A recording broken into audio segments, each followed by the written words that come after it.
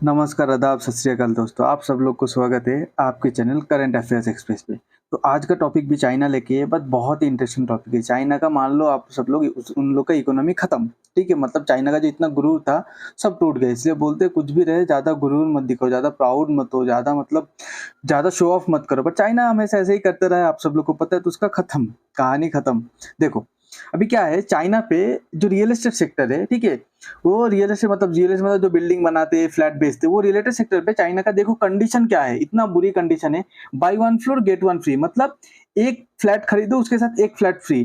भाई हम लोग के इंडिया पे एक टी-शर्ट के साथ एक टी-शर्ट फ्री मिलता है, एक जीन्स के साथ एक जीन्स फ्री मिलता है, और इधर एक फ्लैट खरीदने अगर खरीदोगे तो एक फ्लैट फ्री मिलेगा, ठीक है? ऐसा कंडीशन है। सिर्फ ये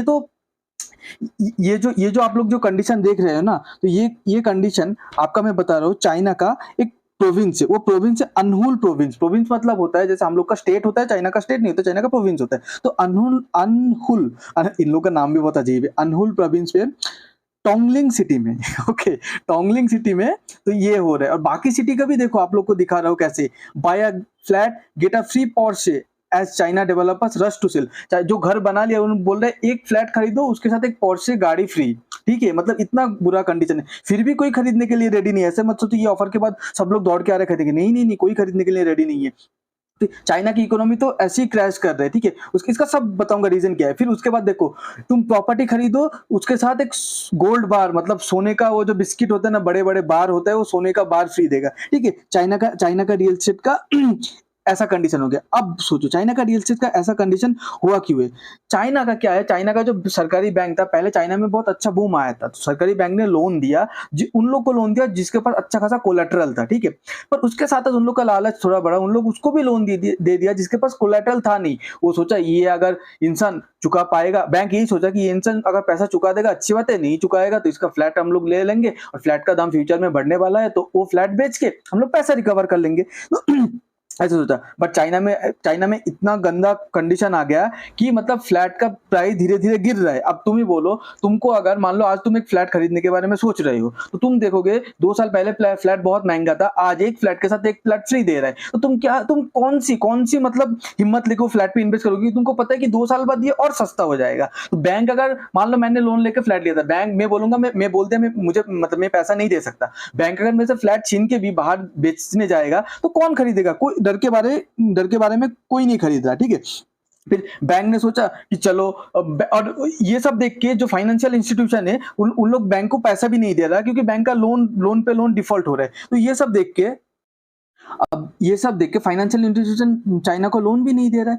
अब चाइना को लोन नहीं दे रहा, तो अब चाइना का बैंक कहाँ से पैसा लेके आ रहा है? तो चाइना का बैंक पैसा लेके आ रहा है, ठीक है? कहाँ से? जैसे मान लो चाइना का बैंक बोल रहा है कि इंटरेस्ट रेट बढ़ा दिया, तो इंटरेस्ट बढ़ाएगा तो क्या होगा? चाइना का बैंक का बोलने का मतलब है कि मैं ज्यादा इंटरेस्ट दूंगा, तुम मेरे पास एफडी कराओ, मेरे बैंक पे पैसा रखो। अब इंटरेस्ट जब बढ़ता है तो दोनों के लिए बढ़ता है, तुम पैसा रखोगे तुमको ज्यादा इंटरेस्ट मिलेगा, जो लोन लिया है उसको भी ज्यादा इंटरेस्ट मिलेगा। अब उसमें प्रॉब्लम क्या हो गया फिर चाइना को, कि मान लो मैंने एक घर खरीदा, मैंने एक लोन लिया, पहली बात तो घर का प्राइस गिरा है, चलो मैं लॉस पे बेचना चाहता हूँ, खरीदने के लिए कोई है नहीं, क्योंकि जो खरीदेगा वो डर रहा है कि 2 साल बाद और गिर जाएगा।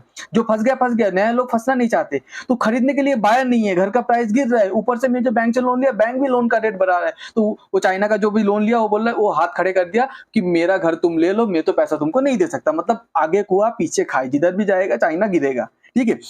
उसका चाइना का ये सब कुछ हुआ कैसे? देखो 2022 सितंबर पे चाइना का जो रियल एस्टेट है वो 26% गिरा है। पता है, बहुत बहुत बड़ी गिरावट होता है। 26%, 27% गिरा है। मतलब 2021 पे अगर 100 फ्लैट चाइना ने बेचा पूरे साल पे, 2022 सितंबर पे वो 100 नहीं, उसमें से 27 फ्लैट कम बिक रहा है, ठीक है? तो 27 फ्लैट कम बिकेगा तो कितना होगा? 73 फ्लैट बिक रहा है। पर फिर नेक्स्ट ईयर पे 2020 ये जो 3 चल रही है, इसका पहला जो 6 महीना है उसमें तो 73 से भी 30% कम बिक रहा है। मान लो आप लोग का फिर 73 में से 22 फ्लैट हटा दो, मान लो 51 फ्लैट बिक रहे हैं। तो सोच रहे 2021 में जो 100 बिक रहा था, 2 साल बाद 2023 में 51 हो गया, ठीक है? मतलब लगभग 50% की गिरावट।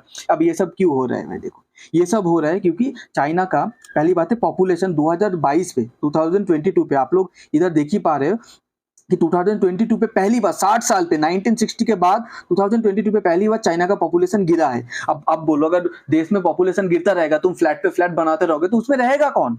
एक आदमी एक ही घर पे रह सकता है ना, 10 घर पे तो नहीं रह सकता। अगर 10 घर मान लो कोई बोलेगा इन्वेस्ट कर सकते हैं, पर वो तभी इन्वेस्ट करेगा ना जब नया बायर आएगा, तो पॉपुलेशन डिक्रीज होगा। ये एक पहली बात है। चाइना से जब कंपनी भाग रहे, क्यों भाग रहे? चाइना का जो जीरो कोविड पॉलिसी था वो बहुत चाइना को डैमेज किया, ठीक है। फिर उसके बाद यूएस के साथ चाइना ने रिलेशन भी खराब कर लिया। अब यूएस का जो कंपनी मान लो एप्पल अभी चाइना से पूरा एग्जिट नहीं किया, पर चाइना का 30% ऑपरेशन इंडिया पे लेके आ गया। तो वो जो 30% जो एप्पल में जितना काम करते थे, तो उन लोग का जॉब चले गया, उसके जगह इंडिया वाले को जॉब मिला। इसके मतलब क्या हो गया? जॉब लॉस हो गया। जॉब लॉस होगा, अब तुम्हारे जेब में पैसा नहीं है तो तुम घर कैसे खरीदोगे? फिर मान लो टेस्ला को बोल रहा है कि तुम लेके आ जाओ, टेस्ला को इंडिया गवर्नमेंट बोल रहा है इंडिया में गाड़ी बेचना चाहते हो ना, इंडिया पे मैन्युफैक्चरिंग सेटअप करो। तो टेस्ला अब चाइना से भी 100% नहीं 30% 20% उठा के लेके आएगा। तो टेस्ला का पूरे फैक्ट्री पे अगर 1000 लोग काम करते रहेंगे तो 20% मतलब जब उठा के लेके आएगा तो 20% इंसान को काम चले जाएगा, 200 बंदे को काम चले जाएगा, तो वो 200 बंदे इंडिया को मिलेगा। तो वो फिर ऐसे करके वो 200 जो इंसान है उन लोग का जॉब लॉस हो गया। तो चाइना के लिए मतलब ये सबसे बड़ी सरदर्दी है।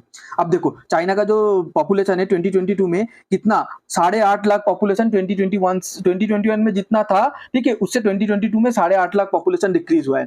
फिर उसके बाद देखो ये चाइना का पॉपुलेशन ग्राफ, तुम अगर नीचे से देखोगे, नीचे तुम्हारा 1955 थोड़ा कट गया है, नीचे देखो 1955 हर साल में 2% करके बढ़ रहा था। 1980 में क्या हुआ, 2 से क्या होगा 1% समथिंग 1 पॉइंट समथिंग 2000 से 0 पॉइंट समथिंग करके बढ़ रहा था। 2022 में 0% बढ़ा, 2023 में डिक्लाइन चालू होगा, और ऐसा बोला जा रहा है 2050 तक मतलब अभी चाइना का पॉपुलेशन नीचे गिरता रहेगा, कोई रास्ता नहीं है, ठीक है।